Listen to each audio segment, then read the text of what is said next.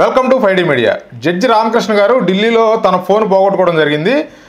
Delhi parliament స్ట్రీట్లో ఉన్నటువంటి police స్టేషన్లో ఈ విషయమే ఆయన కంప్లైంట్ కూడా ఇవ్వడం జరిగింది. ఎఫ్ఐఆర్ కూడా నమోదైంది. కాకపోతే ఏంటంటే ఆయన ఇచ్చిన కంప్లైంట్లో ఒక ముగ్గురిని అనుమానితులుగా పేర్కొన్నట్లుగా ఆయన చెప్తున్నారు. ఈ మధ్య ఒక యూట్యూబ్ ఛానల్కి ఇచ్చిన ఇంటర్వ్యూలో ఈ విషయాన్ని ఆయన వెల్లడించారు. ఒకసారి ఆయన వాయిస్, ఆ ఇంటర్వ్యూలో ఆయన ఏం వాయిస్ ఇచ్చారనేది ఒకసారి విందాం. ఈ గతంలో కూడా ఒకసారి మీ ఫోన్ పోయిందనే విషయాన్ని గతంలో ఒకసారి మీరు చెప్పారు. మళ్ళీ ఇప్పుడు ఢిల్లీలో కూడా మీ ఫోన్ పోతుంది. మీ ఫోన్ ఎందుకు టార్గెట్ అవుతుంది? మీ ఫోన్లో ఏముంది? గోపి గారు, నా ఫోన్ ఎందుకు పోయిందంటే నాకు అనుమానం అంతా అంబటి రాంబాబు పైన ఉంది. ఎందుకంటే అంబటి రాంబాబుకు సంబంధించినటువంటి సుకన్య అనే ఒక ఉమెన్తో ఆయనకు అఫైర్ ఉన్న సంగతి అందరికీ తెలిసిందే. ఆ సుకన్య గారు అప్పుడు నాకు చాలా విషయాలు షేర్ చేశారు. వీళ్ళ ప్రైవేట్ ఫొటోస్, ప్రైవేట్ వీడియోస్ అన్ని కూడా, అవన్నీ కూడా నా సెల్ ఫోన్లో ఉన్నాయి. ఆ ఇంటర్వ్యూలో ఆయన చెప్పిన దాని ప్రకారం చూస్తే ఆయన ఫోన్ ని ముగ్గురు ప్లాన్ చేసి తస్కరించినట్టుగా చెప్తున్నారు. మొదటగా ఆయన అంబటి రాంబాబు, తర్వాత సిఏ నాగార్జున రెడ్డి, తర్వాత వైఎస్ఆర్సీపీకి సంబంధించిన ఇంకో వ్యక్తి, వీళ్ళ ముగ్గురు కలిసి నన్ను రౌండప్ చేయడం జరిగింది. రౌండప్ చేసి నా కోట్ పాకెట్లో ఉన్నటువంటి ఫోన్ని దొంగలించడం జరిగిందని చెప్పి ఆయన కొన్ని వీడియోలు కూడా రిలీజ్ చేయడం జరిగింది. అయితే ఆ యూట్యూబ్ ఛానల్ ప్రతినిధి ఈయన క్వశ్చన్ అడగడం జరిగింది. అంటే మీరు అంతకుముందు కూడా ఒకసారి ఫోన్ పోవడం జరిగింది, ఇప్పుడు కూడా మీరు ఫోన్ పోయింది అంటున్నారు.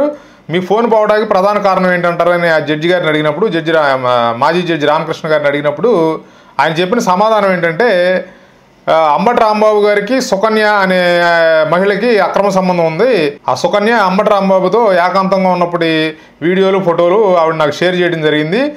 కాబట్టి ఆ ఫోన్లో ఆ అంబటి రాంబాబుకు సంబంధించినటువంటి సెక్స్ స్కాండిల్, అంటే సెక్స్ కుమ్ముకోవడానికి సంబంధించిన విజువల్స్ ఉన్నాయి.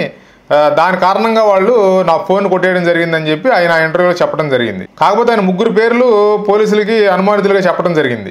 వాళ్ళలో మొదటి వ్యక్తి అంబటి రాంబాబు, తర్వాత సిఏ నాగార్జున రెడ్డి. ఇప్పుడు అంబటి రాంబాబు భాగవతం మన రాష్ట్రం అంతా తెలిసిందే.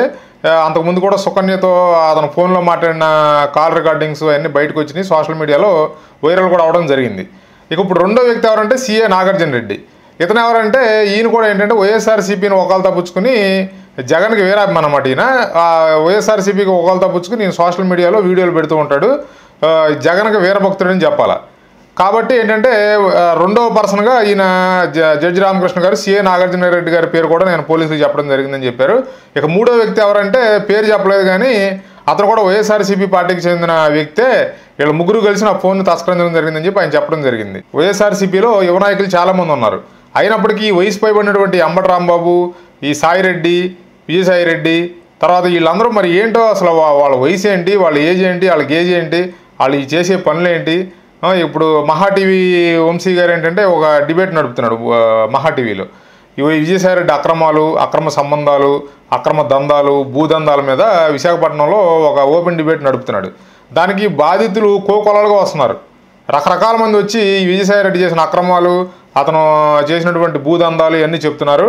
అతనికి అక్రమ సంబంధాలతో పాటు అతనికి అమ్మాయిల సప్లయర్స్ కూడా ఉన్నారని చెప్పి, తర్వాత ఒక ఉత్తరాంధ్రకు సంబంధించిన ఒక నాయకుడు విజయసాయిరెడ్డికి అమ్మాయిలను సప్లై చేసేవాడు అని చెప్పి, ఇట్లా రకరకాల కథనాలు వెలువడుతున్నాయి విశాఖపట్నం నుంచి. చూద్దాం ఢిల్లీ పోలీసులు మరి ఈ ఫోన్ వ్యవహారం ఏం తెలుస్తారు, ఆ ఫోన్లో ఉన్న డేటా, ఆ తర్వాత అంబటి రాంబాబు సుకన్యతో ఉన్నటువంటి ఆ ప్రైవేట్ వీడియోలు, ఆ ప్రైవేట్ ఫోటోలు అన్నీ బయటకు వస్తాయా ఏంటనేది రాబోయే రోజుల్లో తెలుస్తుంది.